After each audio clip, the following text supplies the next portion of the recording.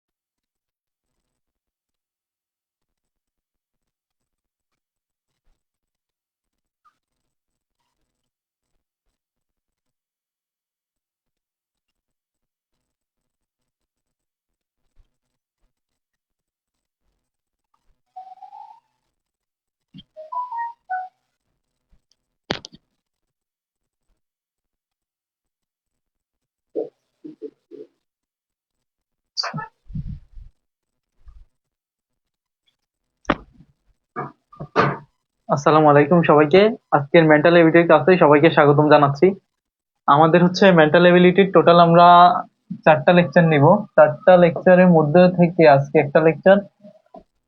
এই 4টা লেকচারে মেন্টাল এবিলিটির টোটাল কোশ্চেন হয়ে থাকে 15টা। এর মাঝে প্রত্যেকটা লেকচারে হচ্ছে যে আপনারা 3-4টা করে ইনশাল্লাহ কমন পাবেন। এইভাবে হচ্ছে যে আমরা লেকচার গুলা সাজিয়েছি। তো আপনারা হচ্ছে যে লেকচারে আমি যে টাইপ গুলো করাবো এগুলো করবেন, পাশাপাশি মোস্ট ইম্পর্টেন্ট যেটা সেটা হচ্ছে আপনারা বিসিএস এ বিগত যত মেন্টাল এবিলিটির কোশ্চেন আছে সেগুলো হচ্ছে সলভ করবেন। 4টা লেকচার শেষ হলে আপনারা হচ্ছে সেই জিনিসগুলো এবারে ইয়ার ধরে ধরে সলভ করবেন। বিসিএস এর কোশ্চেন যদি ভালোভাবে সলভ করেন আমার করানোর পরে, তখন আপনার মেন্টাল এবিলিটির জন্য প্রিপারেশনের জন্য যথেষ্ট এটুকুই। ঠিক আছে? তো আমরা হচ্ছে শুরু করতে যাচ্ছি। আমাদের অনেকেই আমাদের সাথে যুক্ত হয়ে গেছেন। মামুন খান, নাজিয়া তাসনিম, তাইবা আক্তার, বোরহান উদ্দিন, জোসনা বেগম, দোলা ইসলাম, ইসরাত জাহান, ফাহিমা আক্তার, দিয়া, শাকিল জানা, নাহিদুল ইসলাম, ফাতেমা আক্তার, রোশনি, ফারজানা, শিহাব। আচ্ছা, থ্যাংক ইউ। ওয়ালাইকুম আসসালাম সবাইকে। ওকে, আমরা হচ্ছে আমাদের আলোচনা শুরু করতে যাচ্ছি। আমাদের আজকের লেকচারে দেখেন আমাদের কোন টাইপ গুলো আমরা আলোচনা করবো সেটা প্রথমে একটু দেখে নিই। আজকের লেকচারে হচ্ছে আমরা যে টাইপ গুলো নিয়ে আলোচনা করব সেটা একটু প্রথমে দেখে নিই। সেটা হচ্ছে টাইপ নাম্বার 1। হ্যাঁ, টাইপ 1 হচ্ছে আমাদের, টাইপ 1 হচ্ছে ম্যাথমেটিক্যাল রিজনিং, টাইপ 2 হচ্ছে spelling Bangla and English, type 3 হচ্ছে ability to understand the language আর ফিল ইন দ্য গ্যাপস, তারপর হচ্ছে ডিসিশন মেকিং। ঠিক আছে? এর মাঝে এটা হচ্ছে সবচেয়ে ইম্পর্টেন্ট, এটা নিয়ে হচ্ছে আমরা বিস্তর আলোচনা করব, এরপর বাকিগুলো আপনাদেরকে দেখিয়ে দিব। ঠিক আছে? ওকে, তাহলে আমরা স্টার্ট করতে যাচ্ছি আমাদের আজকের লেকচার। একদম টাইপ নাম্বার 1 এ ফার্স্ট কোশ্চেনটা একটু দেখেন। টাইপ নাম্বার 1 এ ফার্স্ট কোশ্চেনটা কি বলছে একটু দেখেন। এখানে বলছে যে প্রশ্নবোধক স্থানের সংখ্যাটি কত। প্রশ্নবোধক স্থানের সংখ্যাটি কত হবে? এটা হচ্ছে কি মিসিং আছে নাকি?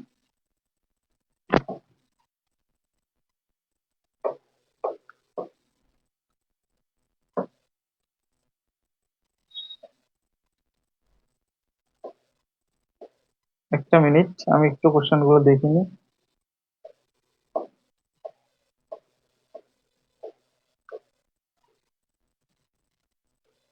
আচ্ছা, এটা খুবই সিম্পল একটা কোশ্চেন ছিল। সেটা হচ্ছে 2, 4 এরপরে কি আসবে? ঠিক আছে, এটা একদম সিম্পল কোশ্চেন হচ্ছে জোড় সংখ্যা আসবে। ঠিক আছে, 2 এর পরে 4, 2 এর সাথে 2 যোগ করলে 4, 4 এর সাথে 2 যোগ করলে কি 6। পরের কোশ্চেন গুলো দেখেন, এটা হচ্ছে একদম সিম্পল প্যাটার্ন ছিল, জাস্ট হচ্ছে শুরুর কোশ্চেন, এই কারণে আমরা এটা রাখছি যাতে আপনি বুঝতে পারেন যে কোশ্চেন গুলো প্যাটার্ন বেসড হবে। এরপরে কোশ্চেনটা দেখেন,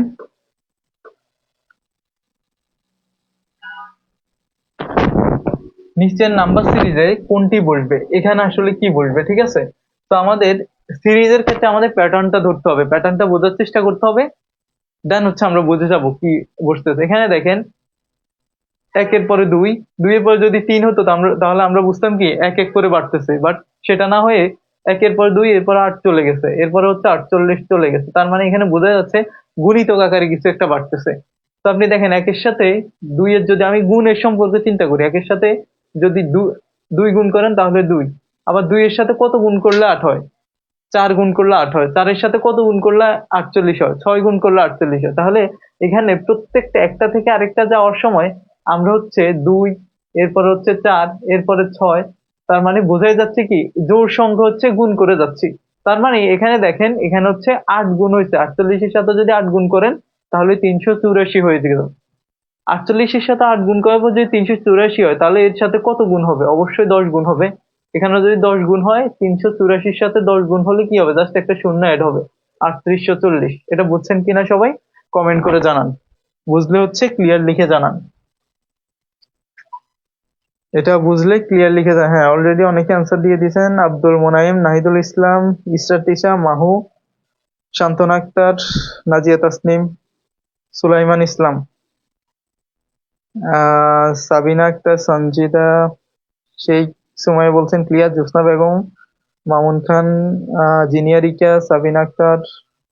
হ্যাঁ, অলরেডি অনেকেই অ্যান্সার দিয়ে দিয়েছেন। ঠিক আছে, আশা করি সবাই বুঝতে পারছেন।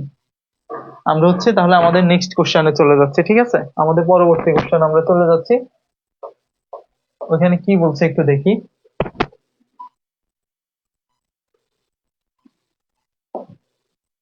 কোন সংখ্যাটি নিম্নোক্ত ধারার অন্তর্ভুক্ত না? এটা খুবই ইম্পর্টেন্ট একটা কোশ্চেন। দেখেন কোন সংখ্যাটা হচ্ছে নিম্নোক্ত ধারার অন্তর্ভুক্ত না। এখানে একের পরে দুই, দুইয়ের পরে পাঁচ, পাঁচের পরে হচ্ছে 10, 10-এর পরে হচ্ছে আবার 13-তে চলে গেছে, আবার 26, আবার 29, অর্থাৎ একটা নির্দিষ্ট হারে যে বাড়তেছে বিষয়টা কিন্তু এমন না। বাট আপনি যদি একটু চিন্তা করেন, এই পজিশন এরা মোটামুটি একটা নির্দিষ্ট রেটে বাড়তেছে, আবার এই পজিশনে যারা আছে এরা মোটামুটি একটা নির্দিষ্ট রেটে বাড়তেছে। ঠিক আছে, অর্থাৎ এখানে একটা সিরিজের মধ্যেই অ্যাকচুয়ালি দুইটা প্যাটার্ন আছে। জোড় অবস্থানগুলোতে একটা প্যাটার্ন, বিজোড় অবস্থানগুলোতে আরেকটা প্যাটার্ন। তো আমাদের প্যাটার্নটা একটু দেখতে হবে। দেখেন প্রথমে হচ্ছে আমাদের 1, 5, 13, 29, 1, 5, 13, 29। ঠিক আছে, এদের সাথে আপনি যদি গুণের সম্পর্ক চিন্তা করেন, এদের সাথে কিন্তু কোনো গুণের সম্পর্ক নাই। দেখেন কেউ কারোর সাথে আপনি গুণ করে একটার সাথে 5-এর সাথে কি গুণ করলে আপনি 13 পাবেন, এমন কোনো সংখ্যা নাই।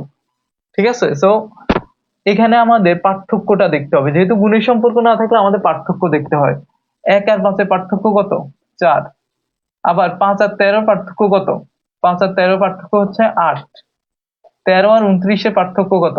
13 আর 29-এ 13 দুগুণে হচ্ছে 26, তার মানে 13-র সাথে 13 যোগ করলে হবে 26, আরো 3 যোগ করলে হয় 29, তার মানে 13-র সাথে 3 যোগ করলে আসে 16। এই পার্থক্য হচ্ছে 16। এবার দেখেন পার্থক্য গুলার মধ্যে আপনি একটা প্যাটার্ন খুঁজে পাবেন। প্রথমে পার্থক্য ছিল 4, পরে পার্থক্য হয়ে গেছে 8, পরে পার্থক্য হয়ে গেছে কি 16।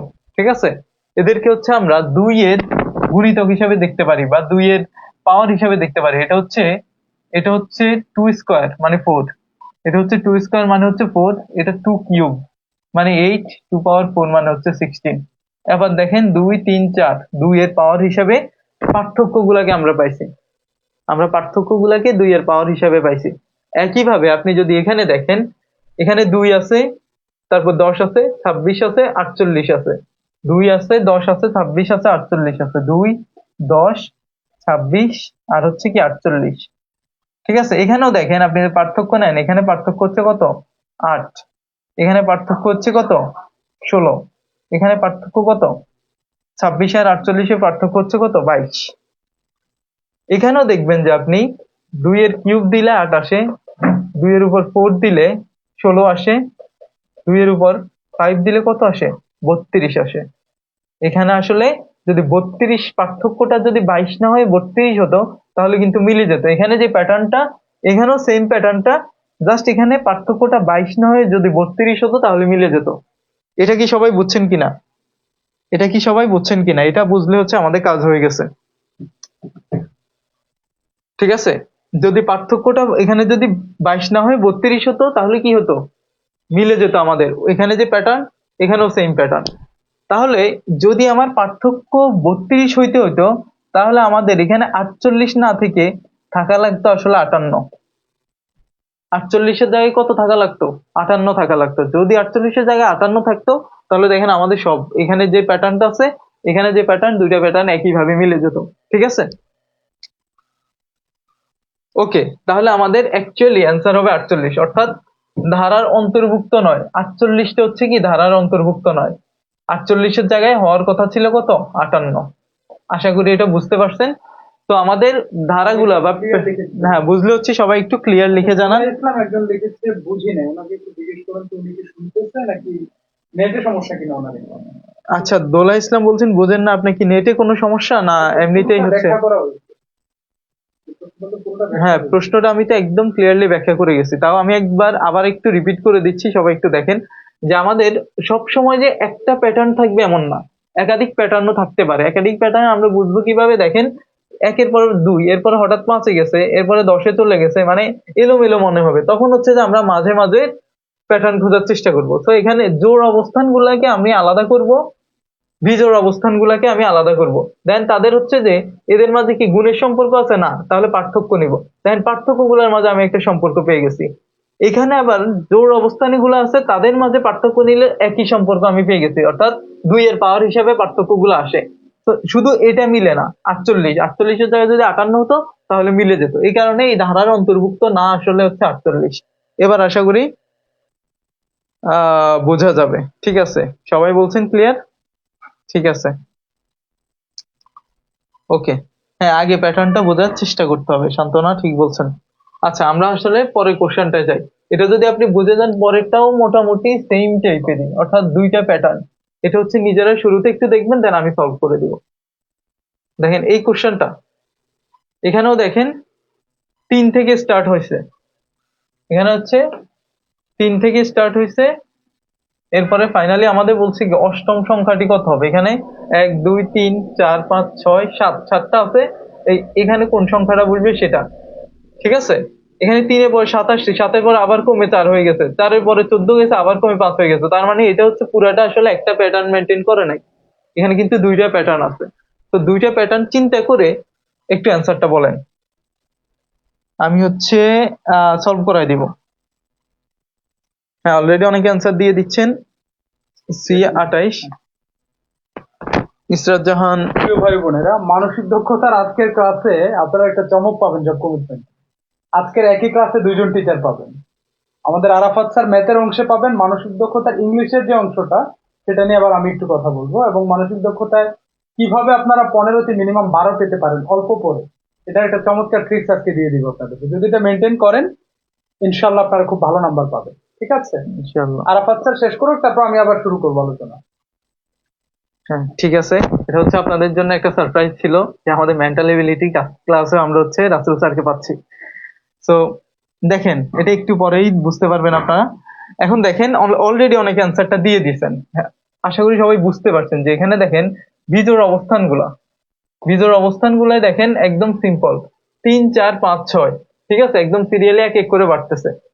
এর পরের অবস্থানটা আমাদের জানতে চাইছে। তো এখানে কিন্তু 7 হবে না, এই জায়গায় হচ্ছে 7 হবে। যদি আমাদের নবম সংখ্যাটা জানতে চাইতো, অ্যান্সার হতো কত? 7। বাট এই সংখ্যাটা, এটা কোন সিরিজ আসছে? এটা হচ্ছে জোড় অবস্থানগুলা। এই জোড় অবস্থানগুলো হচ্ছে এটা। তাহলে জোড় অবস্থান দেখেন, 7-এর দ্বিগুণ হচ্ছে 14। আবার দেখেন 7-এর গুণিতক, 7 দুগুণে 14, 3 7 21, 4 7 কত? 28। আশা করি বোঝা গেছে এটা। ঠিক আছে, আমাদের অ্যান্সার হবে কি? সি। ঠিক আছে, 28 কেমনে হলো আশা করি বুঝতে পারছেন এখন। ঠিক আছে, ওকে। আমরা হচ্ছে নেক্সট কোশ্চেনে চলে যাচ্ছি। মেন্টাল এবিলিটির জিনিসগুলাতে আমি কেন বললাম যে বিগত সালে প্রশ্ন সলভ করতে, এখানে কিন্তু প্যাটার্ন গুলো আসলে ঘুরে ফিরে একবারই দেয়, অর্থাৎ এমন প্যাটার্ন দেয় না যেটা আমাদের একবারে নতুন করে ভাবতে হবে।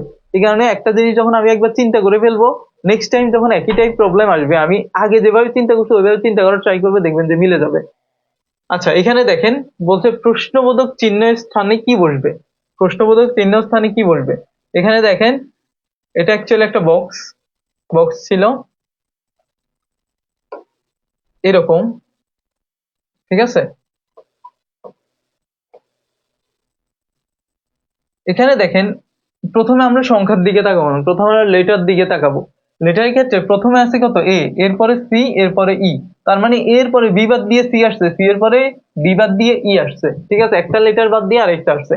সেম জিনিসটাকে নিচে আসছে, জি এর পরে এইচ বাদ দিয়ে আই আসছে, এটুকু ঠিক আছে। এখানে কি আর মিলছে? এম এর পরে এন বাদ দিয়ে ও আসছে, ও এর পরে পি বাদ দিয়ে কিউ আসছে। তার মানে লেটার গুলো কিভাবে আসতেছে? একটা লেটার বাদ দিয়ে আরেকটা আসতেছে। তো এখানে বোঝাই যাচ্ছে আই এর পরে জে বাদ দিয়ে এখানে কে আসবে? কে আসবে। এন্ড কে এর অপশন কিন্তু দুইটা, একটা হচ্ছে K15 আর একটা হচ্ছে K8। তাহলে আমাদের শিওর হওয়ার জন্য আমাদের সংখ্যাগুলোর দিকেও তাকাতে হবে। দেখেন সংখ্যাগুলোর দিকে যদি একটু তাকান, উপর নিচে তাকালে ইজিলি হচ্ছে মিলে যাবে। দেখেন 2 আর 3 যোগ করলে কত আসে? 5 আসে। 4 আর 5 যোগ করলে কত আসে? 9 আসে। তাহলে এখানে 6 এর সাথে কত যোগ করলে 14 আসবে? 6 এর সাথে অবশ্যই 8 যোগ করলে 14 আসবে। আশা করি প্যাটার্নটা বুঝতে পারছেন। ঠিক আছে? ওকে, সবাই বুঝছেন কিনা ক্লিয়ারলি জানাবেন। আহ সাবরিনা, আবু ইউসুফ, জোসনা বেগম, শায়ন্তি, সোনিয়া, সাবিনা, দিয়া, রাশিদুজ্জামান, সুরাইয়া, অলোক দাস, শিহাব, জান্নাতুল রাইসা, দোলা ইসলাম বলছেন বুঝছি। হ্যাঁ, থ্যাংক ইউ। আশা করি সবাই কে লিখছেন, বাট কে এর সাথে আমাদের মাথায় রাখতে হবে 8 হবে, K15 হবে না। 8 কেন হবে এটা ক্লিয়ারলি বুঝতে পারছেন আশা করি। সিয়াম আহমেদ, আব্দুল গফফার, হাসবুন নাহার, তাইব আক্তার, আফিফা কানম, আলোর খোঁজে, মনোয়াল ইসলাম, সুলাইমান ইসলাম, জয়তি দাস। ওকে, থ্যাংক ইউ। আশা করি সবাই বুঝতে পারছেন। ঠিক আছে, আমরা হচ্ছে নেক্সট কোশ্চেনে চলে যাচ্ছি।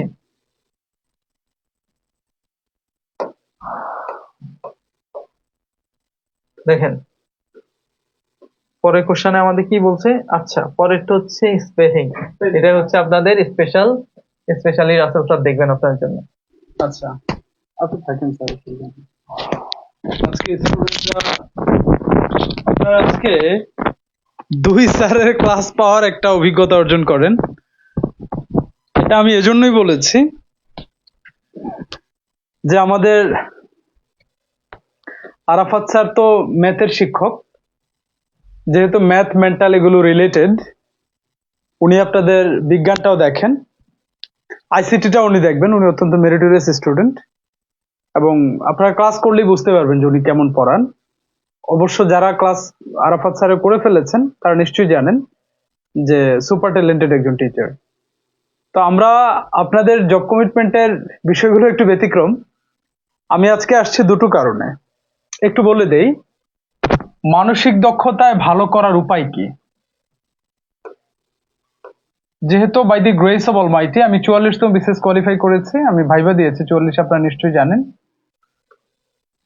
আমার ভাগ্যে ক্যাডার আছে কিনা সেটা একমাত্র আল্লাহ ভালো জানেন। 45তম বিসিএস আমি লিখিত দিয়েছি। আমি চাইলে 46 টিকতে পারতাম, কিন্তু যেহেতু ওই সময় আমার 44-এর ভাইবাটা হওয়ার কথা ছিল এবং 45 লিখিত চলতেছিল, 46টা আমি রিভিশন দিতে পারি নাই, এই জন্য আমার আসে নাই। তো আমি আবার সামনে আরো 4টা পাবো বিসিএস ইনশাআল্লাহ। তো আমার আর দেওয়ার ইচ্ছা নাই, আপনারা যদি দোয়া করেন ইনশাআল্লাহ আল্লাহ তাআলা যাতে 44-ই ভালো একটা রেজাল্ট দিয়ে দেন, তাহলে আর সামনে হয়তো যেতে হবে না। তা আমি আপনাদেরকে মানসিক দক্ষতার, আমি যেভাবে কোয়ালিফাই করেছি, আমার প্রত্যেকটা বিসিএসই মোটামুটি মানসিক দক্ষতায় মিনিমাম 12 থাকে।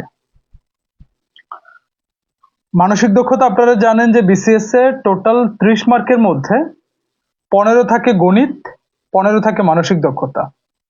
এই গণিতটা 15 নম্বরের মধ্যে ভালো একটা মার্কস ক্যারি করা কোয়াইট ডিফিকাল্ট বিসিএস এ, কারণ গণিতটা বিসিএস এর একটু কঠিন হয়।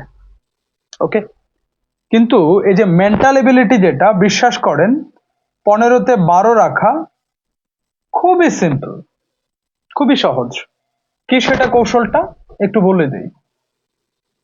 আপনারা মানসিক দক্ষতা প্রিলি প্লাস লিখিত, প্রিলি প্লাস লিখিত, প্রিলি প্লাস লিখিত বিগত বছরের প্রশ্নগুলো ভালোভাবে সলভ করে যাবেন। যান, চুরি শিখাই দিলাম। বিগত বছরের প্রশ্ন সবাই কথাগুলো লিখে রাখেন খাতায়। ওকে, আমি আবারও বলছি, মানসিক দক্ষতা শুধুমাত্র মানসিক দক্ষতার বিগত বছরের প্রিলিমিনারির প্রশ্ন এবং বিগত বছরের লিখিত পরীক্ষার প্রশ্ন মানসিক দক্ষতার ভালোভাবে সলভ করে যাবেন এ টু জেড ইনশাআল্লাহ। আপনি 12+ পাবেন, নিশ্চিত থাকেন, by the grace of almighty. এখন এই বিগত বছরের প্রশ্নগুলো তো আপনি চাইলেই সলভ করতে পারবেন না, কারণ মানসিক দক্ষতা প্রশ্নগুলো আমাদের স্বাভাবিক যে পড়াশোনা আছে এটা থেকে একটু ব্যতিক্রম, একটু ডিফারেন্ট। এজন্য আমরা মানসিক দক্ষতা ক্লাস দিচ্ছি মাত্র 4টা। বিশ্বাস করেন, এই 4টা ক্লাসের মধ্যে মানসিক দক্ষতার যত টাইপের প্রশ্ন হয় সবগুলো টাইপই স্যার দেখাই দিবেন। 4টা ক্লাসের মধ্যে আমরা এগুলো কভার করে ফেলছি। আপনাদের কাজ হচ্ছে এই 4টা ক্লাসে যা যা শেখানো হবে আপনাদেরকে সুন্দরভাবে মাথাটা খাটিয়ে ওই কনসেপ্ট গুলোকে বারবার হচ্ছে ডেভেলপ করবেন। যেমন আজকের ক্লাসের মধ্যে স্যার যত ধরনের প্রশ্ন দেখাইছেন আপনাদেরকে, আপনারা ক্লাসটা শেষ করে এই প্রত্যেকটা প্রশ্ন বারবার দেখবেন, কোনো বই ধরার দরকার নেই।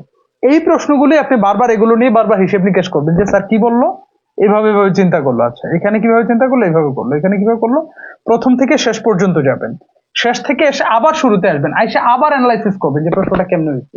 শুধুমাত্র যতটুকু স্যার পড়াচ্ছেন এটার পিডিএফ আমি আপনাদেরকে দিয়ে দিব, শুধুমাত্র এই পিডিএফটা খাতায় লিখে নেবেন, এটা প্রিন্ট আউট করার দরকার নেই। 10টা প্রশ্ন হাতে খাতায় লিখতে সর্বোচ্চ আপনার 15 মিনিট সময় লাগবে, 10 মিনিটই সম্ভব, তারপর আমি বললাম 15 মিনিট। সুন্দরভাবে এগুলো খাতায় লিখবেন, লিখে হচ্ছে এগুলোকে বারবার অ্যানালাইসিস করবেন। তাইলে 4টা ক্লাসের মধ্যে মানসিক দক্ষতায় যত ধরনের প্যাটার্ন আছে সবকিছু কভার করে দেওয়া হবে, আমাদের আরাফাত স্যার কভার করে দিবেন। তাইলে এই কভার করে এটাকে আপনারা ইউটিলাইজ করবেন কোথায় গিয়ে? এটাকে ইউটিলাইজ করবেন হচ্ছে আপনারা বিগত বছরের প্রশ্নের মধ্যে। আপনারা যে কোনো মানসিক দক্ষতার একটা বই বাজার থেকে কিনেন, শুধু খেয়াল করবেন ওই বইটাতে বিগত বছরের প্রিলির প্রশ্ন হইলে হবে না, কিন্তু শুধু প্রিলির প্রশ্নও আছে, বিগত বছরের লিখিত মানসিক দক্ষতা প্রশ্ন আছে। আপনারা ভাইবেন না যে লিখিত মানসিক দক্ষতা মনে হয় লিখতে হয়, না, লিখিততে মানসিক দক্ষতা এমসিকিউই থাকে। আমরা যে লিখিত পরীক্ষা দেই না, সেখানে মানসিক দক্ষতাটা এমসিকিউই থাকে। প্রিলিতে এমসিকিউ, লিখিততে এমসিকিউ, এটা একটা মজা বিসিএস এ। 50 নাম্বার কিন্তু মানসিক দক্ষতা থাকে বিসিএস এ, লিখিততে 50 আর এমসিকিউতে হচ্ছে 15, 65 নাম্বার। কিন্তু এই জাস্ট এই প্যাটার্ন গুলো পড়লেই কিন্তু এটা হয়ে যায়, কিন্তু এটা না জানলে কঠিন মনে হয়। মানসিক দক্ষতা যদি আপনি না জানেন মনে হবে খুব কঠিন, যদি আপনি একবার ধরে ফেলতে পারেন এটা খুব মজার জিনিস। ঠিক আছে, সো প্রিয় ভাই বোনেরা, এই কনসেপ্টটা ক্লিয়ার কিনা যে মানসিক দক্ষতার জন্য বিগত বছরের প্রশ্নের বাইরে আর কিছু পড়ার দরকার নাই। তবে হ্যাঁ, বিগত বছর প্রশ্নগুলো কিন্তু বুঝে বুঝে পড়তে হবে, আর বুঝে বুঝে পড়তে হলে আমাদের এই যে 4টা ক্লাস আপনি করবেন গুড ইনাফ। 4টা ক্লাসের সমস্ত বিগত বছরের প্রশ্নের প্যাটার্ন ধরায় দেওয়া হবে, এগুলো কিন্তু সব বিগত বছরের প্রশ্নে আমরা সলভ করছি। ওকে, এই বিষয়টা ক্লিয়ার হয়েছেন কিনা একটু কমেন্টস করে জানাবেন। এই বিষয়টা ক্লিয়ার হয়েছেন কিনা যে মানসিক দক্ষতা আপনারা কোথা থেকে পড়বেন। হ্যাঁ, অলোক দাস বলেছেন খায়রুলস মেন্টাল এবিলিটি, কিন্তু খায়রুলস মেন্টাল এবিলিটি পুরো বই পড়া যাবে না। ওকে, এটা বোকামি, এটা করা যাবে না। শুধুমাত্র খায়রুলস মেন্টাল এবিলিটির লাস্টে একদম শেষে দেখবেন যে প্রিলির প্রশ্ন আছে, লিখিতর প্রশ্ন আছে। এই প্রিলি প্লাস লিখিত এই দুই ধরনের যে শুধু বিগত সালের প্রশ্নগুলো সলভ করবেন 12+ কাউন্ট পাবেন ইনশাআল্লাহ। ওকে,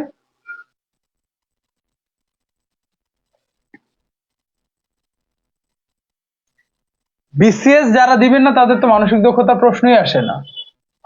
মানসিক দক্ষতার প্রশ্ন তো আসে শুধু বিসিএস এ, ব্যাংকেও আসে, অথবা নবম গ্রেডের যে জবগুলো আছে বিসিএস, নবম প্লাস 10ম গ্রেডের যে জবগুলো আছে এইগুলোতে মানসিক দক্ষতার প্রশ্ন আসে। 11তম থেকে 20তম গ্রেডে মানসিক দক্ষতার প্রশ্ন আসে না। ওকে, আচ্ছা, এটা আপনারা ক্লিয়ার হয়েছেন। কোন বই নিব দোলা ইসলাম? ওই যে বলেছে যে আপনারা খায়রুলস মেন্টাল এবিলিটি নিতে পারেন, তবে ভুলেও খায়রুলস মেন্টাল এবিলিটি পুরো বই প্র্যাকটিস করা যাবে না। খায়রুলস মেন্টাল এবিলিটির পুরো বই আপনার পড়ার কোনো দরকার নাই, আপনি টাইপ বুঝে শুধু বিগত সালের প্রশ্নগুলো পড়বেন, তাইলেই হয়ে যাবে ইনশাআল্লাহ। ওকে, এটা নিয়ে আর 10 বার কথা বলতে ভাল লাগতেছে না। যারা বুঝেন না কথা বা নেটে সমস্যা, দয়া করে বলবেন না যে স্যার আবার বলেন। হ্যাঁ, যদি এটা হয় যে আমার কথা আপনি বুঝেন নাই, আপনি শুনছেন কিন্তু বুঝেন নাই, তাইলে বলবেন। নেটে সমস্যার কারণে যদি না শুনেন, না বুঝেন, সেক্ষেত্রে বলবেন না যে ভাই আবার একটু বলেন, তাইলে আপনি আবার ভিডিওটা একটু দেখে নিন। ঠিক আছে, তো যাই হোক, আমি তারপরে বলে দেই। সাইমন বলেছেন জর্জ মেন্টাল এবিলিটি, ভাই পড়েন জর্জ মেন্টাল এবিলিটি, কোনো সমস্যা নাই। আমি তো আপনাদেরকে মেন্টাল এবিলিটি পুরো বই পড়তে বলি নাই, আমি আপনাদেরকে পড়তে বলছি শুধু বিগত সালের প্রশ্ন, সুতরাং আপনি যে বইটা কিনছেন এটাতে যদি বিগত বছরের প্রশ্ন থাকে তাইলে ইনাফ। পুরো বই পড়তে তো বলি নাই, পুরো বই পড়লে আপনি ফেল করবেন, খারাপ করবেন, সময় নষ্ট হবে আপনার। পুরো বই লাগে না, মেন্টালিটিতে বিগত বছরের প্রশ্ন থেকে মানসিক দক্ষতার প্রশ্ন কমন পড়ে। ঠিক আছে, ওকে। আচ্ছা, আমি তাহলে এবার একটু বলে দেই। টাইপ 2 তে স্পেলিং এর প্রশ্ন বলা হয়েছে। কি স্পেলিং? বাংলা স্পেলিং থেকেও প্রশ্ন হতে পারে, ইংরেজি স্পেলিং থেকেও প্রশ্ন হতে পারে। তো এটা তো আসলে বাংলা ইংলিশ স্পেলিং মানে কি? এটা ইংরেজির বিষয়। আর বাংলা স্পেলিং মানে কি? এটা বাংলা সাবজেক্টের বিষয়। ঠিক আছে, তাই জন্য আমি একটু বলে দেই। যেমন অ্যাচিভমেন্ট বানানটা এটা বিভিন্ন পরীক্ষায় আসে, খুবই গুরুত্বপূর্ণ একটা শব্দ অ্যাচিভমেন্ট। এটাকে আপনারা এইভাবে পড়বেন, এচি ইফ মেন্ট,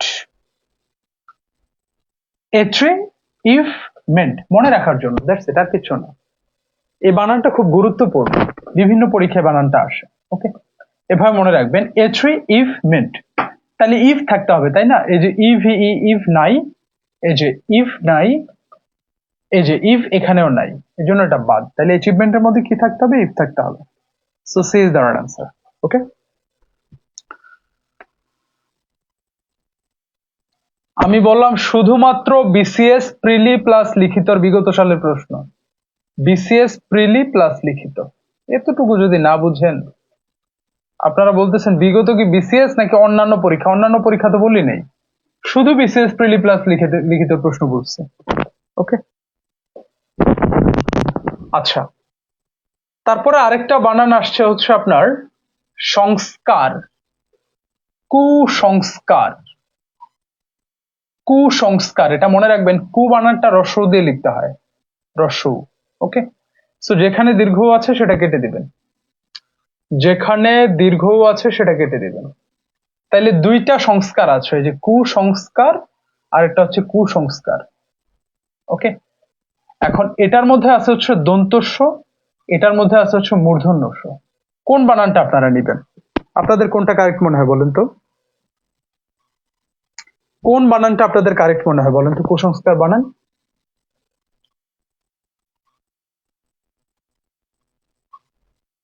হ্যাঁ, এটা মনে রাখবেন, কুসংস্কার না, শুধু সংস্কার, যত ধরনের সংস্কারই হোক, সংস্কার, সংস্কৃত, এই বানানগুলো সবসময় কি হয় বলেন তো? দন্তস্ব হয়। সংস্কার সংস্কৃততে বানানটা হয় দন্তস্ব, কিন্তু পরিষ্কার এটার বানান হবে আবার মূর্ধন্যস্ব, পরিষ্কার। ওকে, সংস্কার, হ্যাঁ, কুসংস্কার বা সংস্কৃত, সংস্কৃত, এগুলোর বানান হবে দন্তস্ব, বানান হবে দন্তস্ব। কিন্তু পরিষ্কার, আবিষ্কার, হ্যাঁ, এই বানানগুলো কি হবে? মূর্ধন্যস্ব। ওকে, তাহলে আমাদের উত্তর হবে কোনটা বলেন তো? কুসংস্কার, দন্তস্ব যেটাতে আছে। ওকে, আচ্ছা, তাহলে পরিষ্কার, আবিষ্কার এগুলো হবে মূর্ধন্যস্ব, আর সংস্কার, সংস্কৃত, কুসংস্কার এগুলো হবে দন্তস্ব। তারপরে এগুলো সুশান্ত স্যার ক্লাসের মধ্যে আরো ডিটেল যখন পড়াবেন তখন আপনারা বুঝতে পারবেন।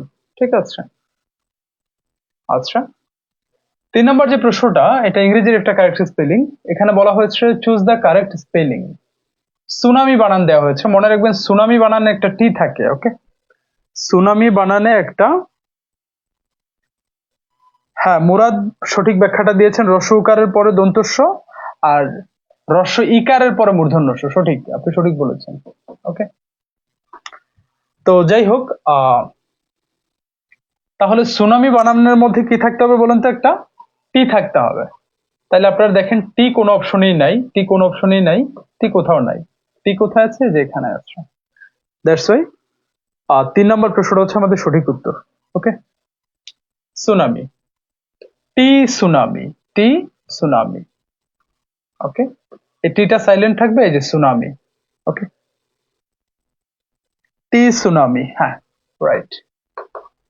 ওকে, এবার চলে আসেন হচ্ছে লেজার। লেজার বানানটা মনে রাখবেন এইভাবে, লেইশিউর, এই হচ্ছে লেজার। এটা অনেকেই আপনারা জানেন, এই যে লেই শিওর, লেজার। তো শিওর থাকতে হবে, শিওর এই যে অপশন এতে নাই, এখানে শিওর আছে, ওকে, এখানে শিওর নাই, তাহলে শিওর দুই জায়গায় আছে। এখন কি লেই শিওর, এলইআই, এখানে এলইআইটা নাই। Okay, option D is the right answer. Okay, আর কারেক্ট স্পেলিং আপনাদের যে অনেক বেশি শিখতে হবে তা না, কারেক্ট স্পেলিং এর জন্য আমি আপনাদেরকে যে এই নোটটা সবাইকে দিয়েছি। ওকে, এই হাইলাইটসটা সবাইকে দিয়েছি, এখানে আমি কারেক্ট স্পেলিং গুলো দিয়ে দিয়েছি। এই স্পেলিং গুলো যদি আপনারা বারবার করে পড়েন, এই স্পেলিং গুলো যদি আপনারা বারবার করে পড়েন, ওকে, এই নোটের মধ্যে আমি দিয়ে দিয়েছি কারেক্ট স্পেলিং, আমি দেখিয়ে দিচ্ছি আপনাদেরকে। এই যে কারেক্ট স্পেলিং, এগুলো যদি বারবার করে পড়েন, এগুলো থেকে ইনশাল্লাহ কমন পেয়ে যাবেন। কথা বুঝতে পারছেন? এই যে জাস্ট 2 পেজ দিয়েছি, ভালোভাবে পড়েন, কমন পেয়ে যাবেন ইনশাল্লাহ। ওকে, আচ্ছা, ওকে, কারেক্ট স্পেলিং আরো বেশি করে শিখতে হবে আপনাদেরকে, এটা আমার শিট থেকে শিখবে না, যে শিটটা আপনাদেরকে দেওয়া হয়েছে বাসায়। ওকে, আচ্ছা, আমি স্যারকে, আরাফাত স্যারকে বলবো ক্যারি করার জন্য সামনের দিকে। তো আমি যেটা বললাম যে স্পেলিং শেখার জন্য আপনারা বাংলা সুশান্ত স্যারের ক্লাসগুলো ভালোভাবে করবেন, ইনশাল্লাহ স্পেলিং পারবেন তাহলে। আর ইংরেজি যে স্পেলিং গুলো, এগুলো ভালোভাবে ভালো করার জন্য আমি যে ইংরেজি শিটটা দিয়েছি, মুখস্থ একটা শিট দিয়েছি, ওখানে সিনোনিম অ্যান্টোনিম আছে, প্রিপোজিশনস আছে, গ্রুপ ভার্বস আছে, ইডিয়মস এন্ড ফ্রেজেস আছে, ট্রান্সলেশনস আছে, ওয়ান ওয়ার্ড সাবস্টিটিউশনস আছে, এই কারেক্ট স্পেলিংও আছে। ওটা পড়লেই হয়ে যাবে ইনশাআল্লাহ। তাহলে মানসিক দক্ষতার জন্য কিছু করতে হবে না, শুধু বিগত বছরের বিসিএস প্রিলিমিনারি এবং বিসিএস লিখিত প্রশ্ন প্র্যাকটিস করলেই হবে, এর বাইরে আর কিছু লাগবে না ইনশাআল্লাহ। 12+ পাবেন, ঠিক আছে? টেকনিকটা বলে দিলাম। ওকে, তো বাকি অংশ আবার আমাদের আরাফাত স্যার পড়াবেন। স্যার চলে আসেন আপনি।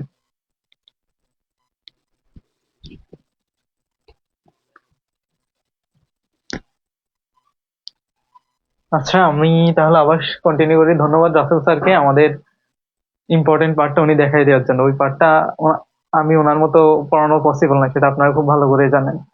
তো আচ্ছা দেখেন, এখানে এই কোশ্চেনটা, আচ্ছা যদি অ্যান্সার দিয়ে আছে, তারপরেও আমি একটু ব্যাখ্যা করে দিই। দেখেন এখানে বলছে যে কি ছাড়া রোগ প্রতিরোধ করা অসম্ভব, সচেতনতা। দেখেন এখানে বাকি অপশনগুলো কেন হবে না, টিকাদান কর্মসূচি, পুষ্টিকর খাদ্য, অর্থ, এগুলো হচ্ছে, এগুলা সবই আপনার আছে, কিন্তু আপনার মাঝে সচেতনতা নাই, তাহলে কিন্তু রোগ প্রতিরোধ করা সম্ভব না। যেমন ধরেন আপনি পুষ্টিকর খাবার খান, কিন্তু আপনি এমন একটা রিজিয়নে থাকেন যেখানে হচ্ছে যে ডেঙ্গুর প্রাদুর্ভাব আছে, ঠিক আছে? তো আপনার সচেতনতা যদি না থাকে, যেমন হচ্ছে যে আপনি রাতে ঘুমানোর সময় যদি মশারি না টানান, তাহলে কিন্তু আপনি ডেঙ্গুতে আক্রান্ত হবেনই। যত ভালোই খাবার খান না কেন, আপনি ডেঙ্গুতে আক্রান্ত হবেনই। সো যে জিনিসটা ছাড়া প্রতিরোধ অসম্ভব, রোগ প্রতিরোধ, সেটা কি? সচেতনতা।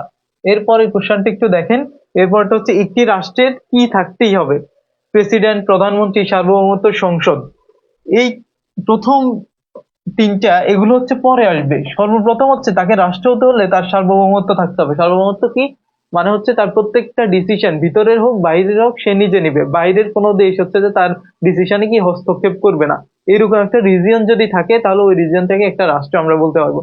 তো রাষ্ট্র হতে হলে ম্যান্ডেটরি ক্রাইটেরিয়া কি? সেটা হচ্ছে সার্বভৌমত্ব।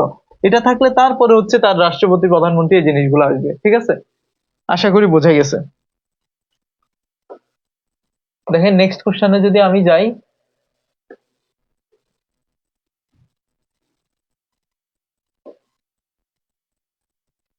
আচ্ছা এখানে দেখেন, a mother is always dash than her daughter. Answer কি? অ্যান্সার হচ্ছে ওল্ডার। এখানে বাকি অপশন গুলো কি? Wiser, taller, stouter. মানে এই জিনিসগুলো হচ্ছে যে হতেও পারে না হতে, ওয়াইজ হতে পারে, টল হইতেও পারে, স্টাউট নাও হইতেও পারে, বাট এটা হচ্ছে ম্যান্ডাটরি যে ওল্ডার অবশ্যই হবে। যে মা হচ্ছে সন্তানের চাইতে, তার ডটারের চাইতে বয়সে বড় হবে, এই জিনিসটা হচ্ছে মাস্ট। তো এটাই জন্য অ্যান্সার।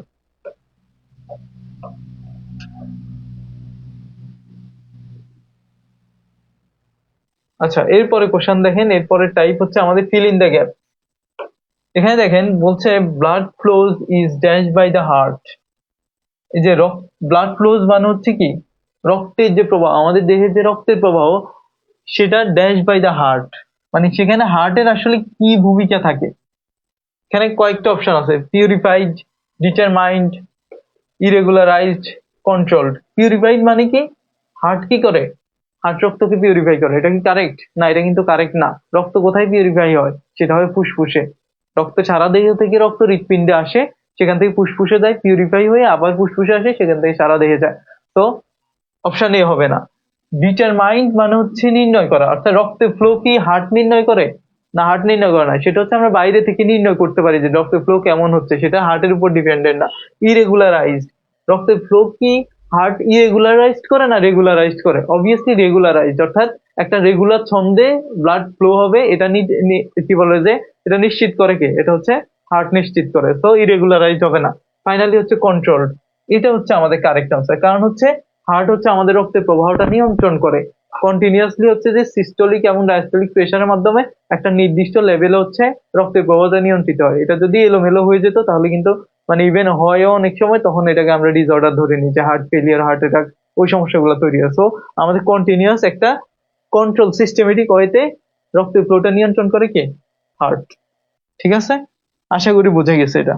হ্যাঁ, অলরেডি অনেকে অ্যান্সার দিয়ে দিয়েছেন। মামুন খান, জান্নাতুল ফেরদৌস, মারুফ, সাদিয়া, সাবিনা, মাহফুজা, সায়ন্তী, জিনিয়ারিকা। ওকে, থ্যাংক ইউ। আমরা তাহলে নেক্সট কোশ্চেনে যাচ্ছি।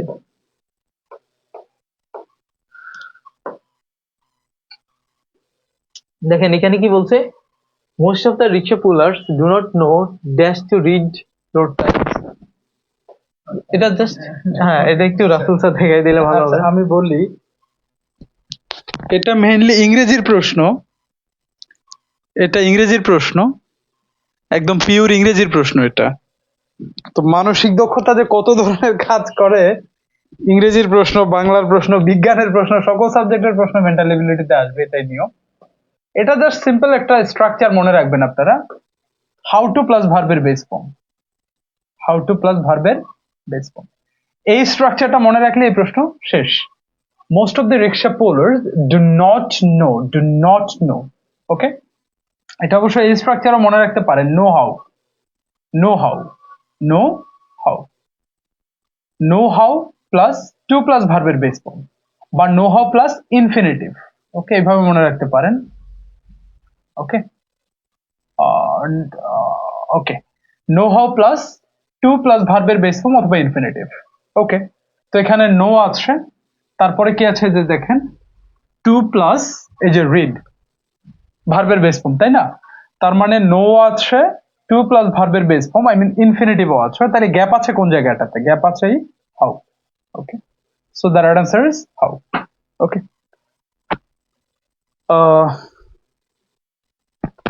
ওকে, তাহলে স্ট্রাকচারটা কি বলেন তো? Know how plus, know how plus infinitive. What is infinitive? To plus ভার্বের বেস ফর্ম, টু প্লাস ভার্বের বেস ফর্ম। সো আমরা কি পেলাম? এখানে নো পেয়ে গেছি, নো পেয়ে গেছে, ইনফিনিটিভও পেয়ে গেছে, তাহলে আমাদের গ্যাপ ছিল কার জায়গায়? এই হাউ এর জায়গায়। তাহলে আমরা গ্যাপ এখান থেকে সি থেকে আমরা হাউটা নিয়ে আসলাম। ওকে, ওকে, ঠিক আছে। এবার আরাফাত স্যার হচ্ছে ডিসিশন মেকিং এবিলিটি, এটা উনি দেখাবেন একটু। ওকে,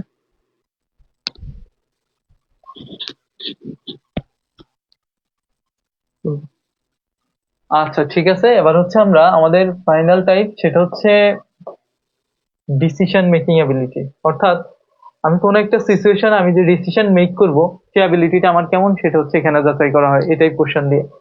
যেমন এখানে দেখেন, কোনো নৌকাকে বেশি গতিতে চালাতে হলে বইটা ব্যবহার করতে হবে কোন দিকে? পিছনে, সামনে, ডানে, পাশে? অ্যান্সার হচ্ছে কি পিছনে। কারণ কি? এটা হচ্ছে আমরা জানি, নিউটনের তৃতীয় সূত্র জানি, নৌকা বইটা কিন্তু ওই ওয়েতে চলে যায়, প্রত্যেক ক্রিয়ারই সমান বিপরীত প্রতিক্রিয়া। আপনি পিছন দিকে যত জোরে ধাক্কা দিবেন নৌকা তত দ্রুত কি সামনে যাবে। তো আমি যদি দ্রুত চালাইতে চাই, অর্থাৎ দ্রুত চালাইতে চাই মানে কি আমি দ্রুত সামনের দিকে নিতে যাচ্ছি, তো পিছন দিকে হচ্ছে আমায় বেশি জোরে ধাক্কা দিতে হবে। ঠিক আছে, তো এটা আশা করি বোঝা গেছে। এরপরে কোশ্চেনে যদি আমরা যাই, সেখানে কি বলছে একটু দেখি। আচ্ছা, এখানে আমাদের বলছে যে কোনো বিয়ে অনুষ্ঠানে হঠাৎ করে আপনার পোশাকটি বিশ্রীভাবে নষ্ট হয়ে গেল, এই অবস্থা আপনি কি করবেন? এটা হচ্ছে যে ওই যে ডিসিশন মেকিং, একটা সিচুয়েশন, আপনার অকওয়ার্ড সিচুয়েশন পড়ে গেছে, আপনি তখন কি করবেন? এখানে দেখেন, ছেঁড়া অংশটুকু ধরে রাখার চেষ্টা করবেন, বিয়ে বাড়ি ছেড়ে চলে যাবেন, পোশাকের ছেঁড়া অংশটুকু যেভাবে আছে সেভাবে রাখবেন, আপনার কাছাকাছি যারা আছেন তাদের পরামর্শ নেবেন। এই তিনটা অপশনে যে জিনিসটা করা হয়েছে সেটা হচ্ছে আপনাকে একটা ফিক্সড ডিসিশন দিয়ে দেওয়া হয়েছে, বাট এই ধরনের সিচুয়েশন আপনি ফিক্সড কোনো কাজ করতে পারেন না। ওই সিচুয়েশন গুলোতে আপনাকে পরিস্থিতি বুঝে ডিসিশন নিতে হবে, সিদ্ধান্ত নিতে হবে পরিস্থিতির উপর বেস করে।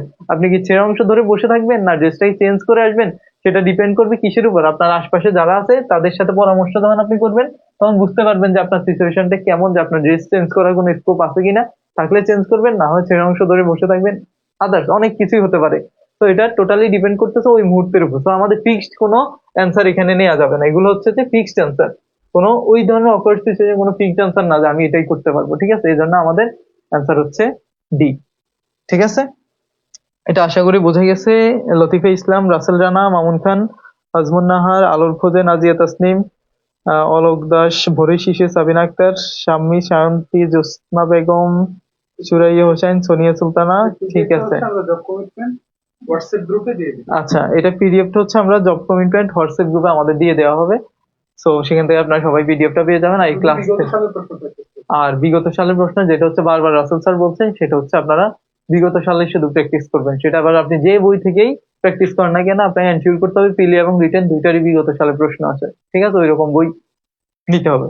ঠিক আছে, আজকে ক্লাস এখানেই শেষ। ধন্যবাদ সবাইকে, আসসালামু আলাইকুম।